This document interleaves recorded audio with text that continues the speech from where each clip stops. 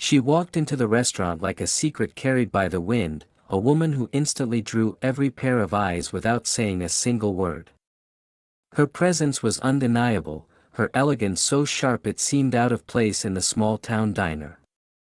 A long silk scarf draped over her shoulders, her shoes quietly tapped against the floor, and her face remained calm, though her eyes betrayed something deeper, something fragile. She was a mystery that no one in the room was prepared for. The chatter softened, the clinking of forks slowed, and all attention shifted toward this stranger who looked as though she belonged to another world. When she finally opened her mouth, the words that came out were soft, melodic, and completely incomprehensible to everyone around her. Japanese.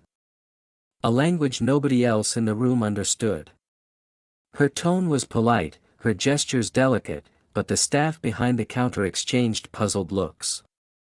One tried to guess by pointing to the menu, another offered a glass of water, but her words went unanswered. The atmosphere began to thicken with awkwardness. Some customers chuckled under their breath. One man whispered, "What's she even doing here?" while another muttered something about rich tourists. The woman's eyes lowered.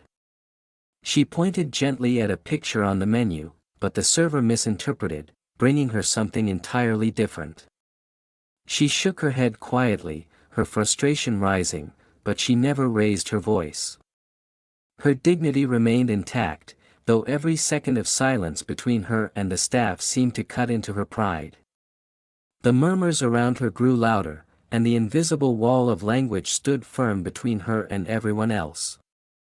Her shoulders slumped ever so slightly as she reached for her bag, perhaps ready to leave without tasting a single bite. That was when a clear voice cut through the noise.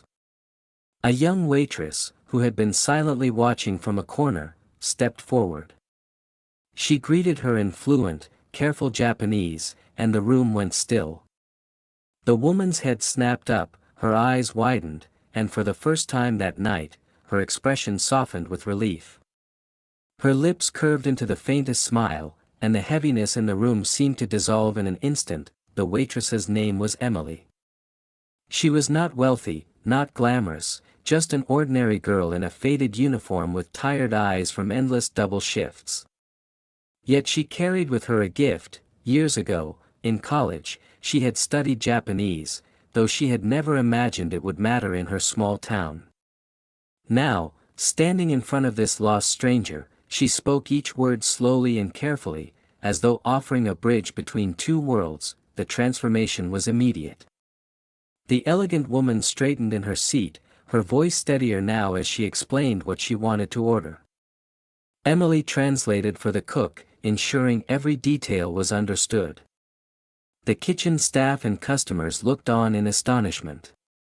A barrier had been broken. The whispers stopped, and a quiet respect replaced the earlier judgment. As Emily continued the conversation, she learned the woman's name, Mrs. Nakamura. She had come to America not for business or luxury, but for solitude.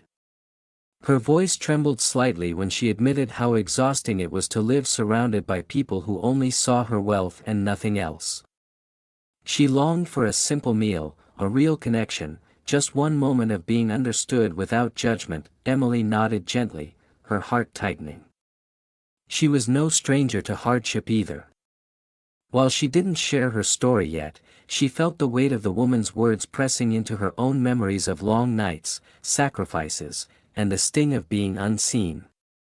She smiled, translating softly, guiding Mrs. Nakamura's order, watching her shoulders finally relax, but just when Emily thought the moment would end with gratitude and food, something unexpected happened. As the meal was placed in front of her, Mrs. Nakamura reached across the table and touched Emily's hand. Her voice lowered to a whisper, her words deliberate, almost secretive. The language barrier was gone now, but the words she chose carried more than meaning, they carried weight. Emily froze, listening intently. Her eyes widened, her lips parted in shock, and her breath caught in her throat. She never imagined a stranger would share something so intimate, so heavy, after only a few minutes of trust. In that moment, Emily realized that this encounter was far from ordinary. It wasn't just about a meal, or a translation, or even kindness. Mrs. Nakamura had come to this place carrying a secret that had followed her across oceans, and she had chosen Emily, out of everyone in the world, to hear it. Emily pulled her hand back slowly, her heart racing, questions flooding her mind. Why her? Why now? She searched Mrs. Nakamura's eyes for answers, but all she saw was a quiet plea, a loneliness that no amount of money could fill. And though she wanted to ask more, to demand clarity, she knew this was only the beginning of a story far bigger than herself. As the restaurant returned to its rhythm, and the other customers pretended not to stare, Emily stood there with her mind reeling.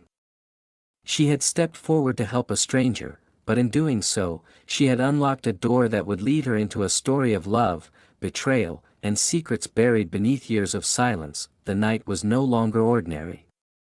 It had transformed into something that neither of them would ever forget, and Emily sensed, with an ache in her chest, that her life was about to change in ways she could not yet imagine.